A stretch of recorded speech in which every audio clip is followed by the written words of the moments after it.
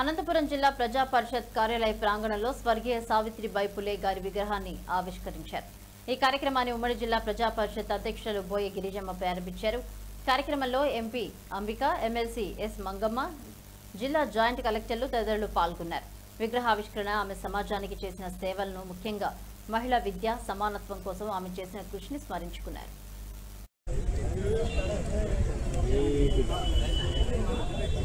కొద్దిగా ఎన్నిక రండి బా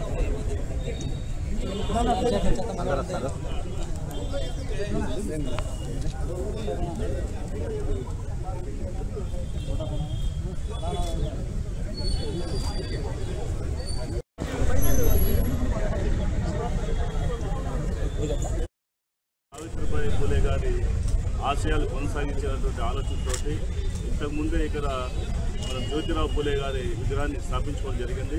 ఆ విగ్రహం పక్కనే వారి దంపతులు కూడా ఉండాలని చెప్పి ఈరోజు ఈ కార్యక్రమం నిర్వహించడం జరుగుతూ ఉంది। మనందరూ తెలుసు, భారతదేశంలో గతంలో అనేక వర్ణ వివక్షలు గురయ్యేటువంటి పరిస్థితి చూసాం। వాటన్నిటిని ఎదుర్కొని ఒక సామాన్య మహిళగా ఆమె చదువు నేర్పించి పెళ్ళైన తర్వాత ఆమె ఒక టీచర్గా తీర్చిదిద్ది ఆ టీచర్ తోటి ఆ ఊరి గ్రామంలో ఉన్నటువంటి పాఠశాలలో చదువు నేర్పించాలంటే ఒక లక్ష్యంతో వెళ్తుంటే అనేక అడ్డంకులు ఎదురయ్యి చివరికి ఆమె వెళ్తున్నటువంటి దారిలో ఆమె మీద బురద చల్లేటువంటి, అంటే ఒక మట్టి తీసుకొని బురద చల్లి బట్టలు కూడా పాడేటువంటి ఒక ఫ్యాక్టరీస్లో కావచ్చు, లేకపోతే ఇండస్ట్రీస్లో కావచ్చు, లేకపోతే